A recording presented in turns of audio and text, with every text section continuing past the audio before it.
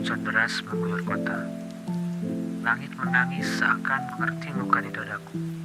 Kilatan petir sesekali menyambar, menerangi jalanan yang basah, tapi tidak dengan hatiku yang gelap. Aku berteduh di sebuah minimarket, menggigil bukan karena dingin, tapi karena kosong. Genggaman tanganku menguap di atas ponsel. Nama yang dulu selalu ada, kini hanya sebuah harapan larut dalam kenangan. Aku menunggu, entah apa, mungkin keajaiban atau sekedar alasan untuk tidak pulang. Tapi hujan terus menurun, nyapu sisa harapan yang masih tersisa di hatiku. Satu kata yang keluar dari hatiku, hujannya di luar, rasanya di pipi. Tiba-tiba seorang ibu sebelahku menoleh. Nah, hati-hati, simpan dulu HP-nya, nanti kesambar petir, katanya dengan nada khawatir. Aku terdiam, menatap ponsel di tanganku. Benarkah begitu? Apakah petir bisa menyambar hanya karena aku memakai ponsel di saat hujan petir? Halo kawan Ega, ini bukan tentang kisah cinta atau drama Korea ya. Ini adalah sebuah pertanyaan yang tersirat. Apakah benar petir dapat menyambar ponsel? Sebelum kita bahas, alangkah baiknya kalian subscribe dulu dan klik loncengnya ya.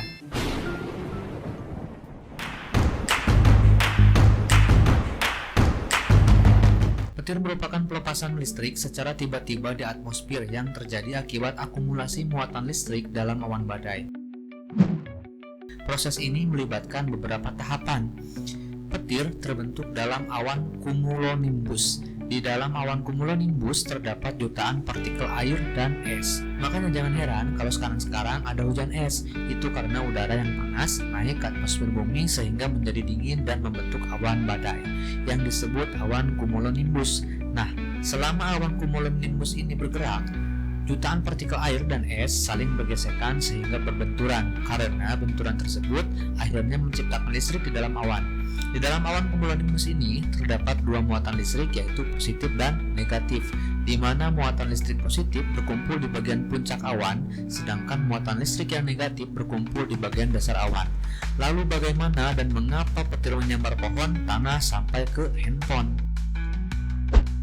Tahu nggak, menurut peneliti Rakopia dan Uman MA tahun 2003, Lightning Physics and Effect, Cambridge University Press, bahwasanya tanah mengandung muatan listrik positif loh. Selain itu, manusia pun mengandung muatan listrik positif, namun sangat kecil. Oleh karena itu, muatan listrik negatif yang berada di awan cumulonimbus dapat menyambar muatan listrik positif. Namun, petir akan menyambar ke objek yang paling dekat dengan awan, seperti gedung, pohon, menara, tiang listrik, tower, dan lainnya. Bukan hanya itu, petir juga menyambar muatan listrik positif yang paling besar seperti lapangan, persawahan, perkebunan, kolam, dan sebagainya. Mengapa? Karena ketika awan cumulonimbus memiliki muatan negatif, di bagian bawahnya, muatan positif di tanah akan tertarik ke permukaan objek yang lebih tinggi dan akhirnya petir mencari muatan listrik positif yang paling besar untuk menetralkannya. Lalu terbentuk kilatan petir yang disebut jalur konduktif petir. Dan kawan Ega harus tahu ya, panas petir itu 6 kali lipat lebih panas dari permukaan matahari. Jika manusia tersambar petir, maka tubuhnya bisa matang loh, dan organ-organ dapat melepuh sehingga tidak berfungsi. Lalu, bagaimana petir dapat menyambar ponsel? Sebelum maraknya ponsel, orang zaman dulu untuk berkomunikasi itu memakai telepon di rumahnya. Telepon nirkabel ini tersambung ke tiang telepon di jalanan. Saat hujan, kemungkinan besar petir dapat menyambar tiang telepon yang lebih tinggi dari jalan. Ada kemungkinan beban listrik yang besar juga teraliri ke rumah dan merusak telepon berkabel di rumah. Kemungkinan ini yang kemudian berkembang menjadi mitos bahwa saat hujan apalagi ada petir, kita dilarang menggunakan ponsel. Padahal ponsel zaman sekarang tidak tersambung melalui kabel atau yang kita kenal sebagai wireless alias tanpa kabel. Jadi bermain ponsel atau menggunakan ponsel di dalam rumah selagi hujan petir aman-aman saja. Yang tidak aman adalah jika sedang hujan petir kita bermain ponsel di lapangan terbuka, di bawah pohon, di atas tower, atau bermain ponsel sambil berenang. Itu kemungkinan petir dapat menyambar. Tapi petir bukan menyambar ponselnya, petir akan menyambar kita sebagai objek paling tinggi di lapangan. Apalagi kita sebagai manusia yang memiliki muatan listrik positif dan lapangannya yang memiliki muatan positif besar yang dapat ditarik oleh petir bermuatan negatif, maka petir akan menyambar manusianya sebagai jalur konduktifnya. Yang harus menjadi perhatian ketika menggunakan ponsel saat hujan petir adalah bermain ponsel sambil dicas. Nah ini nih yang berbahaya, karena satu-satunya jalan petir menyambar adalah ketika ponsel terhubung dengan charger atau colokan listrik. Saat petir menyambar tiang listrik, ada kemungkinan beban listrik bisa memenuhi jaringan listrik rumah dan turut merusak ponsel yang sedang diisi daya.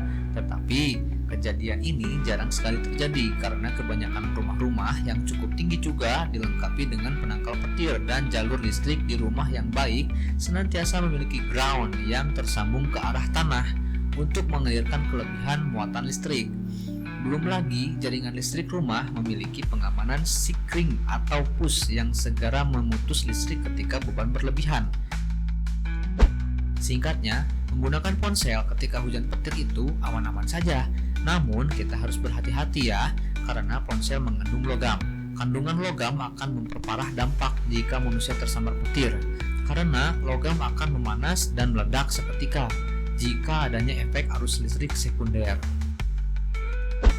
Nah, jadi apakah petir bisa menyambar ponsel saat hujan? Nyatanya itu adalah mitos. Ponsel bukan magnet petir, tapi objek yang memiliki muatan listrik positif yang paling besar yang dapat menarik petir.